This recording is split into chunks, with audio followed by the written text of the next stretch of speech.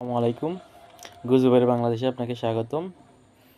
ছোট্ট একটা ইনফরমেশন দিচ্ছি। গত ২-১ দিন আগে মাইলস্টোনের যে ঘটনাটা হইছে, ওই ঘটনায় একটা ভিডিও খুব ভাইরাল হচ্ছে যে একটা পানির দাম ৳৬০০ চাইছে।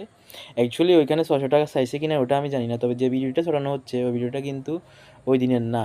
ওই ভিডিওটা হচ্ছে বিপিএল এর কে খেলা দেখতে গেছে ওই লোকটা। বিপিএল এর যেহেতু মাঠে বাইরের থেকে খাবার নেওয়া নিষিদ্ধ, ওইজন্য যা কিছু কিনতে হবে তা মাঠের ভিতর থেকে কিনতে হবে, স্টেডিয়ামের ভিতর থেকে কিনতে হবে। ওই লোকটা ওই ছেলের জন্য তার ছেলের জন্য একটা পানি কিনতে গেছে, ২ লিটার পানির দাম একটা ৳৬০০ চাইছে, খাবারের দাম অনেক বেশি চাইছে। ওই লোকটা খুবই দুঃখ প্রকাশ করছে যে একটা পানির দাম কীভাবে ৳৬০০ হয় এবং কি এটা খুঁজে পাইতে অনেক কষ্ট হয়েছে। মাঠের মধ্যে ২ ঘন্টা ধরে খুঁজি তারপর যে পানির বোতল পাইছে।